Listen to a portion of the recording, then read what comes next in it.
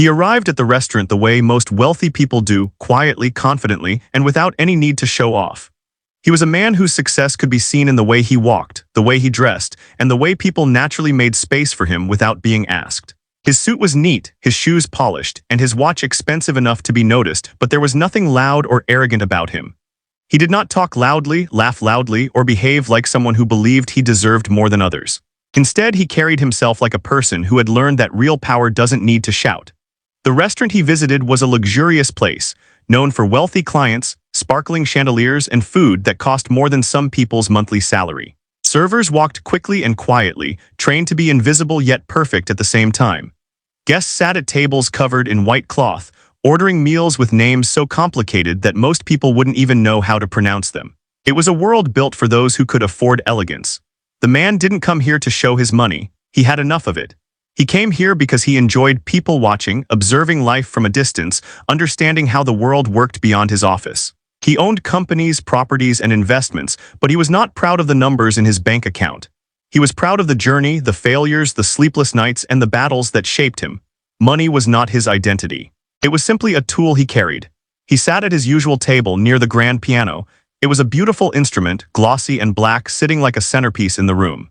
Expensive musicians sometimes came to play, filling the air with music that matched the ambience. But today, the piano was silent. It looked more like a decoration than an instrument, waiting patiently for someone to wake it up. As he looked around, he noticed the waitstaff hurrying from one table to another. Their smiles were forced, their voices rehearsed, their movements mechanical. That was normal in places like this. People worked hard not because they loved serving strangers, but because they needed to survive. But one waitress drew his attention more than the rest. She wasn't just tired, she looked defeated. Her hair was neatly tied, her uniform spotless, and her face expressionless. She moved carefully, almost nervously, as if afraid of making a mistake. She avoided conversations longer than a few seconds, avoided eye contact, and seemed invisible by choice, not by training. The man watched her for a moment, not out of attraction but curiosity. She wasn't like the other staff, who smiled automatically and performed their routine like actors on stage. Her face held something deeper, sadness, maybe, or fear, or exhaustion.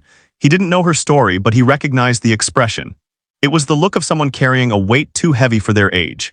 Whenever she passed the piano, her eyes flickered toward it, only for a second, barely noticeable, but enough for someone observant to catch. And each time something changed in her face, a softness, a longing, a moment of memory. It vanished quickly, replaced by her neutral expression, but it was there. He wondered what that meant. Did she love music? Did she play once long ago? Or was the piano simply a reminder of a life she never got to live? He didn't know, but the thought stayed with him. The restaurant was filled with expensive suits and glittering jewelry, with people laughing at jokes they didn't really find funny and pretending to enjoy conversations that held no depth. The man had lived in this world long enough to see through its performance. He knew that many of these people were empty inside, hungry for validation, desperate for attention. He looked at the waitress again. She didn't fit into this setting. She didn't look like someone who dreamed of money or status. She looked like someone who once dreamed of something more meaningful, but had been forced to give it up. He thought about his own past, how he had been young, scared, broke, and full of dreams. People had looked at him and seen nothing special. They had judged him by his clothes, his job, his bank account. No one had seen his potential. No one had offered him a chance. No one believed he would become someone important. But he did, not because people helped him, but because he refused to stop trying. Sometimes, when he saw people struggling, he didn't judge them. He remembered himself. He remembered how it felt to be invisible, underestimated, unseen. The waitress continued working silently, moving from table to table with quick, nervous steps. At one point, a customer snapped his fingers at her rudely, demanding something immediately. She apologized softly, even though she had done nothing wrong. She bowed her head and walked away, shoulders slightly slumped. The man's expression shifted, not anger but sadness. He hated how easily people with power abused it. He hated how normal it was for wealthy individuals to treat others as if their worth depended on their paycheck. He watched her again, not with judgment but with empathy. He began to wonder about her story. How did she end up here in a world so sharp and cold? What dreams had she lost? What talents were hidden beneath her tired eyes? He didn't know her, but he felt something unusual, the urge to help. Not because he pitied her, but because he sensed something waiting within her, something fragile, unexplored, and possibly extraordinary. And he thought to himself, sometimes all it takes is one person noticing you to change your entire life. He didn't know it yet, but he would soon become that person in her story. The waitress did not look like someone who belonged in a fancy restaurant filled with wealthy strangers.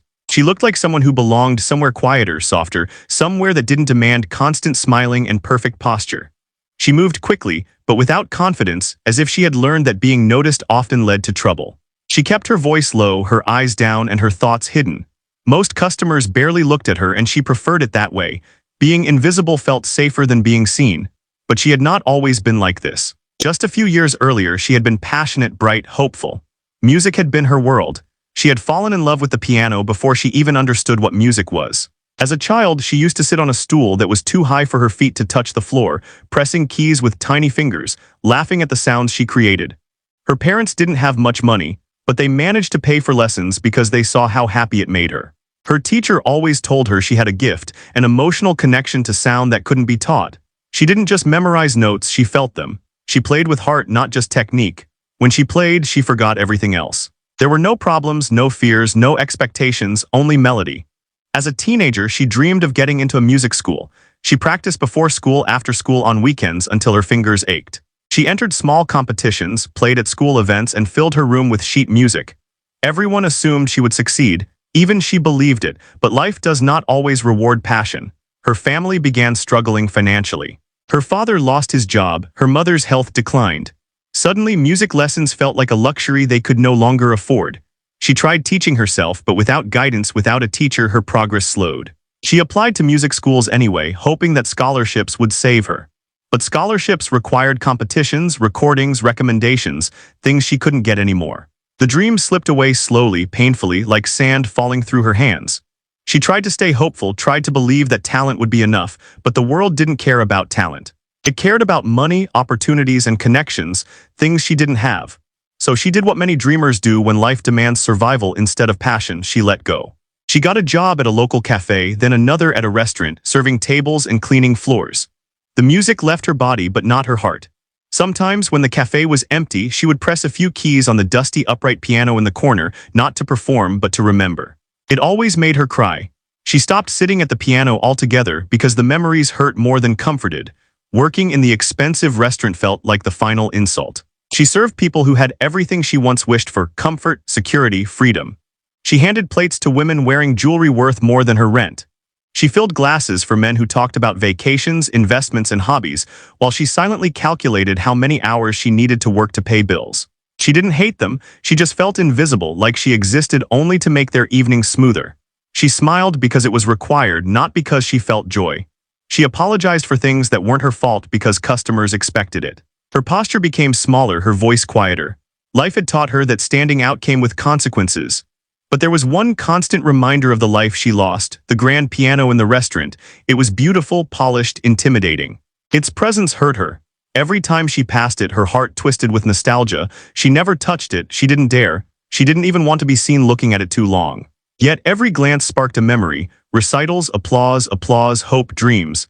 Sometimes, after a difficult shift, she imagined what might have happened if her life had gone differently. If she had been accepted into that music school. If her family hadn't struggled, if she had gotten a scholarship, if she had been given even one chance to prove herself. She imagined performing on a stage, lights warming her face, people listening, understanding her emotions through sound. Then she would open her eyes, see her dirty apron, her tired hands, and remind herself not to dream. Dreams hurt. Her coworkers saw her as quiet, strange, but hardworking. They didn't know she once had ambition. They didn't know she played the piano like she was telling a story. They only knew she always showed up on time, took extra shifts, and never talked about herself. When they asked about her past, she changed the topic. When they asked what she enjoyed, she said she didn't know. She wasn't lying. She wasn't sure anymore. But sometimes, when she was alone, she would tap invisible keys with her fingers, shaping silent melodies on the table. A habit she couldn't kill, a ghost of who she once was. She didn't expect anyone to see her potential anymore. She had stopped believing in rescue, opportunity, miracles. She had accepted that this was her life now: long hours, small wages, and a hunger for something she could no longer touch. But that would soon change. Because one night, a wealthy stranger noticed the way she glanced at the piano, not with curiosity but with loss. He didn't know her story, but he saw what others ignored. And sometimes recognition is the spark that wakes a sleeping dream. It happened on a quiet evening, when the restaurant was neither too busy nor too empty, the kind of evening where conversations flowed softly and the sound of cutlery blended with gentle music playing from hidden speakers. The billionaire sat at his table, watching life unfold around him the way some people watched movies, with quiet attention, noticing the things most people ignored. The waitress approached his table to refill his glass. She moved with the same cautious steps she always used, careful not to disturb or draw attention. She set the glass down, and as she turned to leave, he spoke in a calm, gentle voice. "How long have you worked here?" She paused, surprised. Most customers only talked to her when they wanted something, more water, more napkins, a different meal. Small talk was rare and personal questions even rarer. She answered quietly, "Almost a year." "Do you like it?" he asked. She hesitated. She didn't want to lie, but she didn't know how honest she could be. "It's work," she said softly. "It pays the bills." He smiled slightly, sensing the truth beneath her careful words. He didn't push for more. For a moment, it seemed like the conversation would end, but then he asked something unexpected. "You ever play the piano?" She froze. The question hit her like a sudden gust of wind. Her eyes flicked toward the piano in the corner, the same piano she avoided looking at for too long. "Why do you ask?" she whispered, trying to keep her voice steady. "Just a feeling," he replied, watching her reaction. She did not answer immediately. She felt exposed, as if someone had discovered a secret she worked hard to hide. Finally, she nodded slowly. "I used to a long time ago." His expression didn't show surprise. He nodded as if he already knew. "Do you still play?" She shook her head. "No." "Why not?" That question hurt more than she expected. She opened her mouth, trying to form a sentence, but the words tangled with memories, her father losing his job, her mother becoming ill, the unfinished music school application, nights filled with tears and failure. "I don't have time anymore," she said. It wasn't the full truth, but it was less painful than saying, "Life took it away from me." He didn't argue or pity her, he just nodded gently. "Sometimes time isn't the real problem. Sometimes it's fear." She didn't answer, but her silence said more than words could. He saw the emotion in her eyes, even though she tried to hide it. Before walking away, she asked nervously, "How did you know?" He laughed softly. "I've been around long enough to recognize someone who has a story." She felt her face flush. She wasn't used to being seen. She was used to blending in, becoming invisible in a world where no one cared about her past or her dreams. Talking about music made her feel exposed, vulnerable, like standing under a spotlight with no rehearsal. She walked away quickly, trying to distract herself with work, but the conversation kept echoing in her mind. Why did it matter to him? Why did he care? He could talk to anyone, rich guests, business partners, important people, but he talked to her. Later that night, he left his table and stood near the piano, touching its polished surface with quiet admiration. The waitress saw him from a distance and felt a strange pull toward him, like a magnet she didn't understand. He looked at her and asked, not loudly but clearly enough for the staff to hear, "Would you play something?" What? She stared at him stunned, her heart jumped into her throat. "I can't," she said quickly, "I don't play anymore." "You don't play anymore," he repeated, "or you're afraid to." His words cut deeper than she wanted to admit. The other staff members looked up, confused and interested. Some of them laughed quietly, thinking it was a joke. A few customers turned their heads curiously. Her face turned red. She hated attention, hated eyes watching her. She shook her head. "I can't, I'll mess up." "So what?" he replied gently. "Music isn't about being perfect, it's about being honest." She felt tears forming, completely against her will. She looked away, embarrassed. "I don't want people staring at me." What? He nodded, understanding completely. "Then don't worry about them, play for yourself." She stood frozen, torn between fear and longing. Part of her wanted to run. Part of her wanted to sit at the piano and let everything she buried inside finally come out. He stepped closer, lowering his voice so only she could hear. "If something once made you happy, you don't have to abandon it forever." What? She looked at the piano again, the same piano that terrified her because it reminded her of a dream she had failed. Her hands shook, her breath quickened, her heart pounded. She whispered almost to herself, "I don't know if I can still do it." "You don't know," he said softly, "because you haven't tried." Their eyes met. She saw no judgment, no pressure, just belief, something no one had offered her in years. And in that moment, something inside her shifted, a crack in the wall she built around her heart. It wasn't enough to make her say yes, but it was enough to make her think about it. And thinking about it was the first step toward everything that would come next. The request hung in the air like something too heavy to touch. Everyone in the restaurant seemed to pause, even if they didn't know why. The waitress stood frozen beside the piano, staring at the keys as if they were a strange, dangerous world she had once known. She shook her head slightly, almost like a child refusing something frightening. "I can't," she said again, her voice barely a whisper. The billionaire didn't raise his voice, didn't press her like someone trying to win an argument. He simply waited calmly, patiently, like someone who believed that silence had power too. He didn't smile and he didn't frown. He just stood there waiting for her to decide.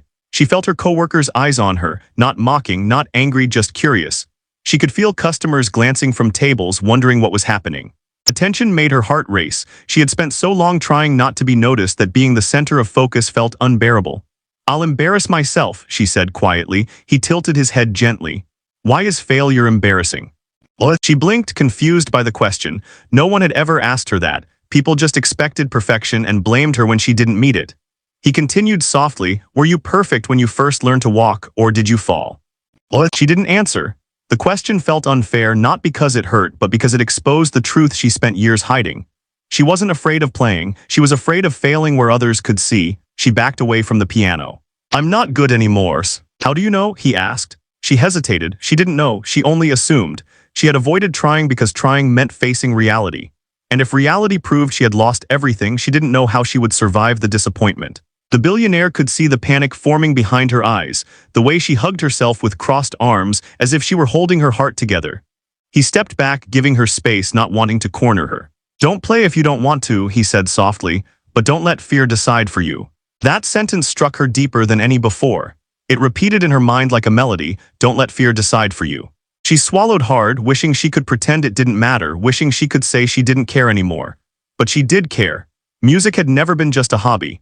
It was the only place in life where she had felt talented, confident, alive. Her eyes flickered to the piano again. Her fingers tingled, remembering the way the keys felt beneath them. She took a shaky breath and said, "If I play and I mess up, everyone will laugh." "No," he said firmly but gently. "If you play, everyone will listen." Something in his tone made her believe him, even if she didn't believe in herself. Her hands trembled as she pulled out the bench. She sat slowly, heart pounding so loudly she could hear it in her ears. The restaurant went silent, the kind of silence that feels heavy, expectant. She stared at the keyboard, black and white, simple and terrifying. Her fingers hovered above the keys, unsure. Years of dust seemed to cover her memory. She pressed one note. It sounded sharp, uncertain. Someone in the back chuckled nervously, not cruelly, just uncomfortable. Her shoulders tightened. The billionaire stepped closer and with a voice low enough only she could hear said, "Don't start with fear. Start with truth." She closed her eyes, and she remembered, not the restaurant, not the guests, not the cameras that people had pulled out on their phones. She remembered her childhood living room, sunlight on the wall, her mother humming in the kitchen. She remembered her first recital, her nervous laugh, the applause that felt like a hug. She remembered playing so freely that she forgot she had a body. Her fingers moved again, slowly, one note after another. A simple scale, something basic but steady. Her breath steadied with it. People leaned forward, feeling something shift. Then suddenly she stopped. "I don't remember anything," she said, frustrated. "You don't need to remember everything," he replied. "Just remember why it mattered." Her throat tightened. She took a deep breath and without looking up began to play a melody she hadn't played in years. It was broken, uneven, but familiar. The first few notes were shaky, like a voice trembling with fear. But as she continued, something changed. Her hands moved more smoothly. Her shoulders relaxed. The piano responded with warmth, as if waking up from sleep. The room grew still. The billionaire watched, eyes soft, watching walls fall one by one. She was not perfect. She missed notes. Her timing was off, but none of it mattered. Because in the middle of her mistakes, her emotion showed. And emotion makes music beautiful in ways perfection never can. Halfway through, she stopped again, tears filling her eyes. "I can't," she whispered. "You already are," he said. She looked up, and for the first time all night she saw faces, not judgmental, not amused, but moved, curious. Softened, some smiling, some emotional. She didn't know it yet, but in that moment something powerful had begun. Not a performance. A return. A quiet, shaky, uncertain, but beautiful return to the one part of herself she thought she had lost forever. And though she could not see the entire path ahead, she had taken the first step by choosing courage over fear, even when courage looked like trembling hands on a piano in a room full of strangers. The billionaire didn't clap, he didn't praise. He just smiled gently and said, "Now keep going." Because he knew the truth. The hardest part of any dream is not finishing the song. It is daring to play the first note. After that night, something changed inside her. She didn't fully understand it and she didn't talk about it, but she felt it every time she walked past the piano. It was no longer a reminder of failure. It became a reminder of courage. She had played in front of strangers, shaky and imperfect, yet no one laughed, no one mocked. Instead, they watched, listened, and some even smiled. For the first time in years, she didn't feel invisible. But the change was not easy or immediate. The next morning, she woke up embarrassed. She replayed every mistake in her mind, every wrong note, every moment when her fingers slipped. She cringed, remembering the silence before the music started and the silence afterward. Her anxiety convinced her that everyone thought she was foolish. She wanted to avoid eye contact with the billionaire, with customers, with anyone who had been there. But when she arrived at work, something unexpected happened. A few customers recognized her and smiled warmly. One older lady said, "You play beautifully." Another whispered, "You should keep going." Their words made her cheeks burn, not with shame, but with a warmth she hadn't felt in a long time. Pride. Her coworkers teased her lightly, but not cruelly. "Piano star," one joked. She laughed awkwardly, shaking her head. She didn't feel like a star. She felt like someone who took a risk and barely survived it. But inside, a different feeling grew quietly, the memory of how playing had felt. Not perfect, but meaningful. Days passed and she avoided the piano again, afraid to repeat the vulnerability. But the billionaire kept returning to the restaurant, sitting at the same table near the piano. He didn't pressure her, didn't bring up the music, didn't ask her to play again. He just observed her like someone waiting, not forcing.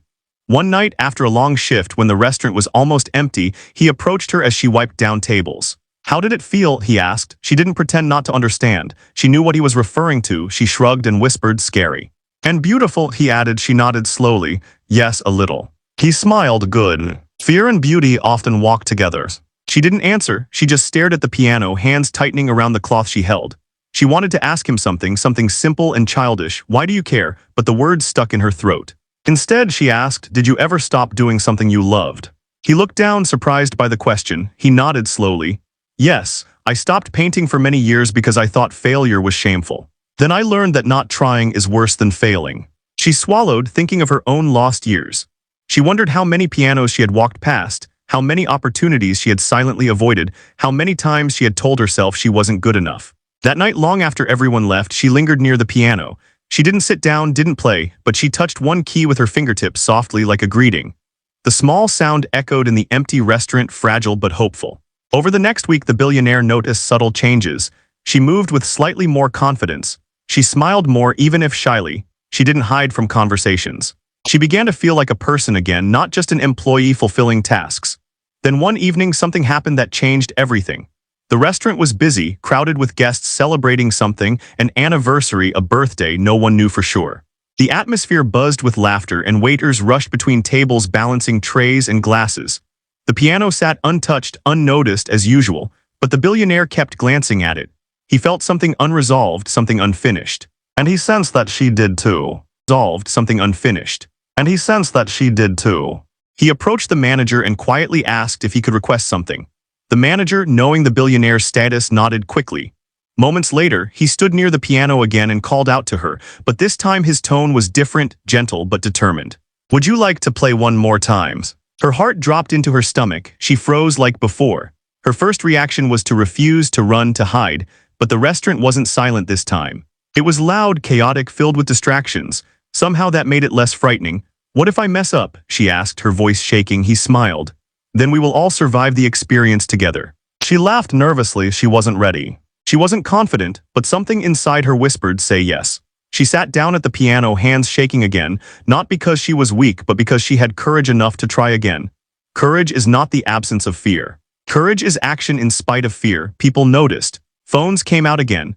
Cameras pointed at her, not in a mocking way, but hopeful, curious, supportive. She closed her eyes and breathed. She didn't remember sheet music. She didn't remember technical skills, so she did the one thing she always knew how to do. She played from her heart. Her fingers moved slowly at first, uncertain. But the melody grew stronger, clearer, warmer. The room fell quiet again, not because she demanded it, but because the music deserved it. Conversations stopped. Forks paused in the air. People looked up. She played a song without a name, without a plan, without rehearsing. A song about loss, acceptance, and finding something again when you thought it was gone forever. By the time she touched the final key, the room had changed. Not louder, not crazier, just softer, filled with something unspoken. People clapped, not wildly but sincerely. The billionaire didn't clap loudly. He smiled gently and whispered, "See, your talent was sleeping, not gone." She didn't respond immediately. Tears formed again, but this time they weren't from fear or pain. They were from gratitude, pride, and relief. Her music didn't make her rich. It didn't solve her problems. It didn't erase her past, but it gave her back to herself. And for the first time in years, she believed that maybe, just maybe, her story wasn't over yet. After that second performance, the restaurant felt different to her. It wasn't just a workplace anymore. It became a place where something important had happened. People didn't treat her like just another server. Some guests recognized her and smiled when she took their order. A few even asked when she would play again. She didn't know how to answer. She wasn't a professional pianist, and she didn't feel comfortable being called one. But she felt something warm inside every time people spoke kindly about her music. Yet, as the days passed, so did the excitement. The restaurant went back to normal rhythms: orders, mistakes, long hours, tired legs. It would have been easy for her to fall back into her old routine of silence and invisibility. But one thing refused to return to how it was: her relationship with the piano. Instead of walking past it with sadness, she started to look at it with quiet affection. Sometimes, when no one was around, she would sit for a minute and press one or two notes just to feel something familiar beneath her fingers. She didn't always play songs. Sometimes she only touched the instrument, as if reminding it she was still there. The billionaire continued coming into the restaurant.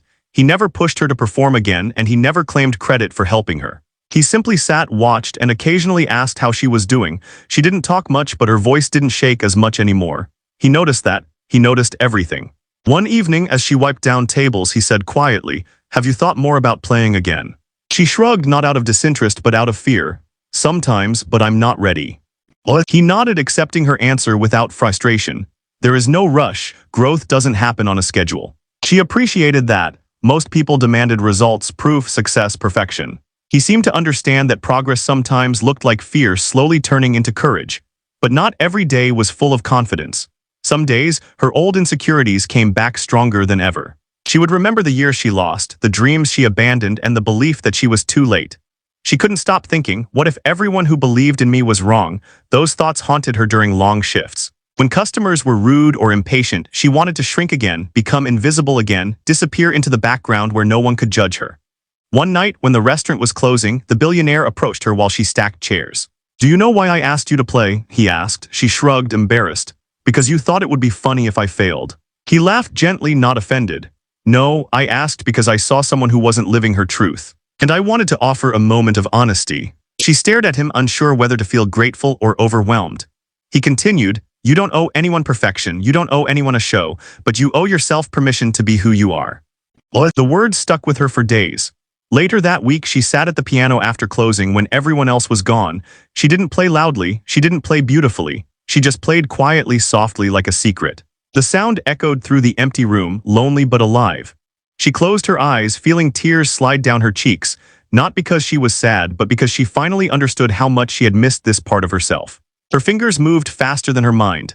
Muscle memory took over. Her heart filled with old feelings she thought had died: joy, freedom, passion, meaning. She played until her hands grew tired.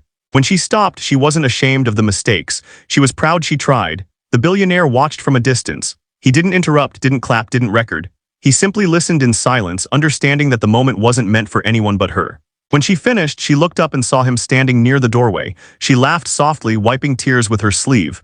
"I didn't know anyone was here." "I'm glad I was," he replied. She didn't feel embarrassed this time. She felt understood. The next day at work, she moved differently.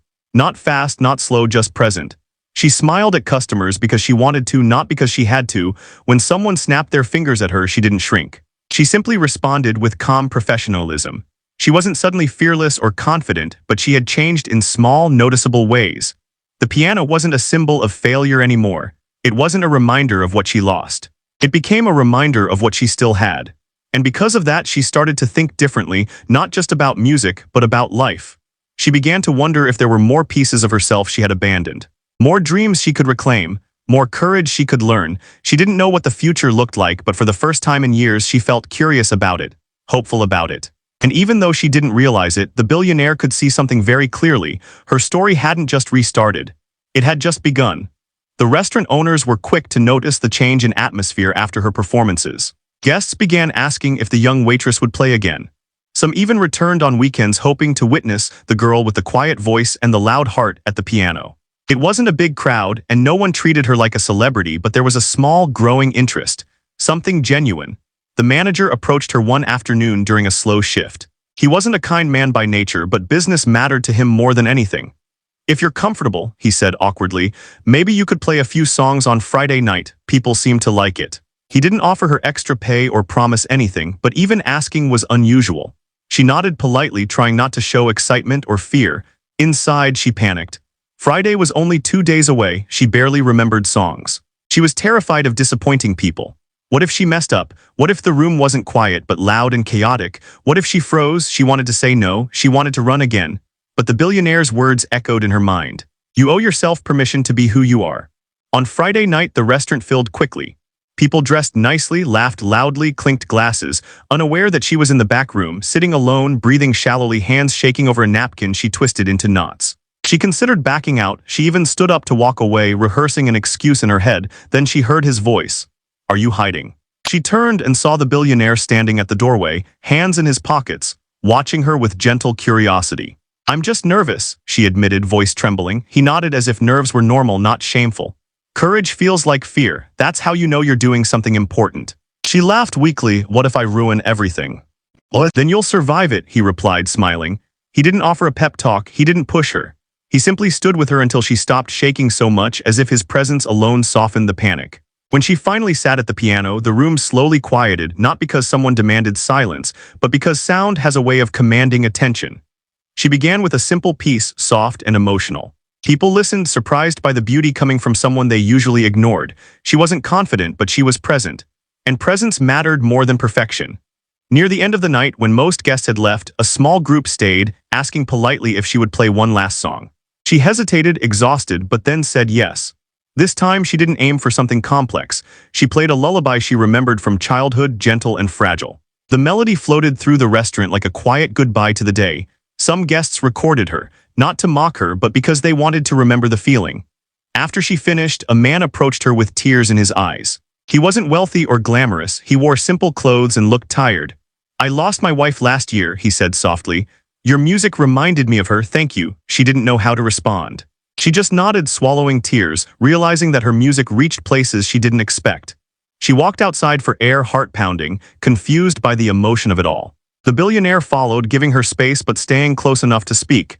"You touched someone tonight," he said. "I didn't do anything special," she whispered. "Yes," he replied, "you did, you showed up." What? She stared at the night sky, thinking about how different she felt from the girl who had first touched the piano weeks before. She wasn't fearless, but she wasn't broken either. He asked her, "What will you do with this gift?" What? She looked at him, puzzled. "What do you mean?" "You can play for fun, for healing, for crowds, or for no one. But do something, don't lock it away again." His eyes held the same belief they held the night he first asked her to play. Not pity, not pressure, just belief. She didn't answer him. She didn't know what to say yet. But something in her shifted again, stronger this time. She realized music wasn't simply something she used to love.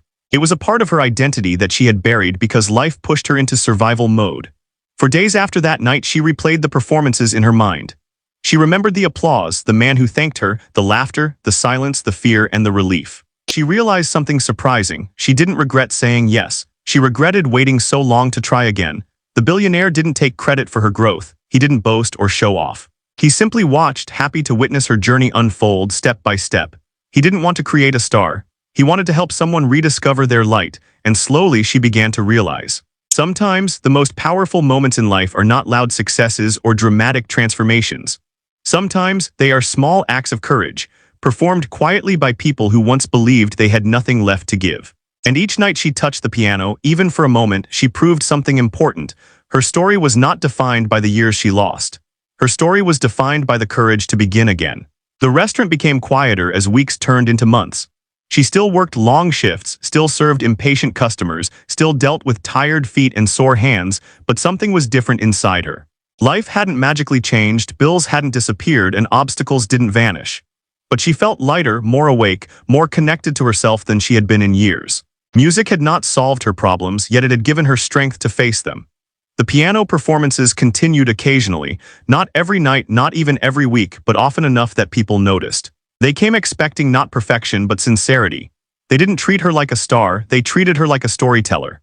She played simple melodies, broken, emotional, delicate, and people listened because they recognized themselves in her uncertainty.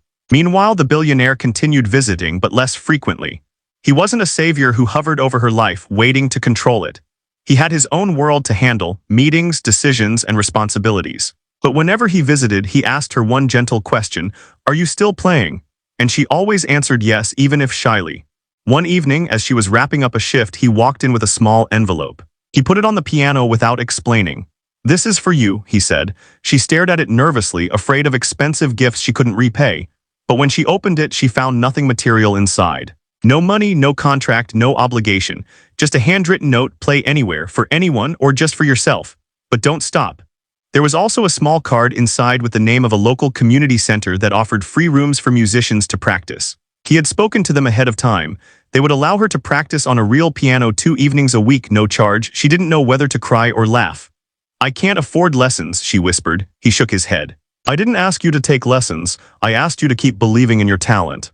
For the first time, she felt like someone wasn't trying to change her life overnight, but help her grow at her own pace. She went to the community center a week later.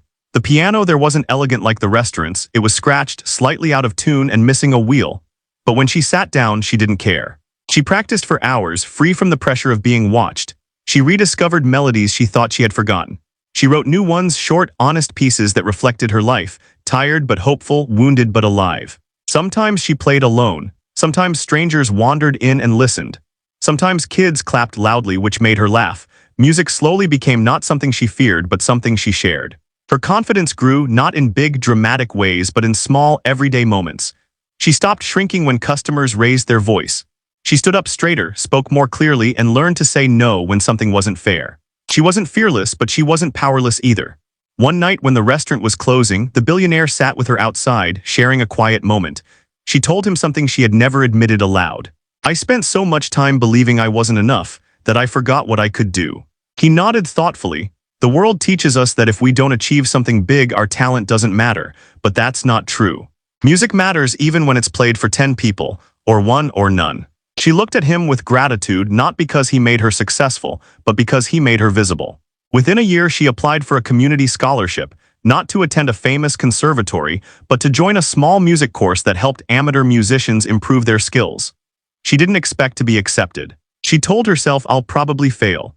But when the acceptance letter arrived, she held it with shaking hands, crying silently. She wasn't becoming a star. She wasn't going viral. She wasn't suddenly wealthy or famous. But she was becoming something she had long forgotten, a version of herself that she respected.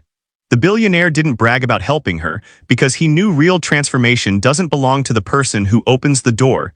It belongs to the person who walks through it. He didn't expect anything in return. He didn't want credit. He simply wanted her to believe in her own worth. On her last night working at the restaurant, she played one final song. Not dramatic or loud, just soft, nostalgic, filled with gratitude. Some customers knew it was her last shift. Some didn't, but everyone listened with quiet hearts. Even the manager stood still, pretending he wasn't emotional. When she reached the final note, she bowed her head briefly, as if thanking someone unseen. Outside, as she left the restaurant for the last time, the billionaire waited with a proud smile.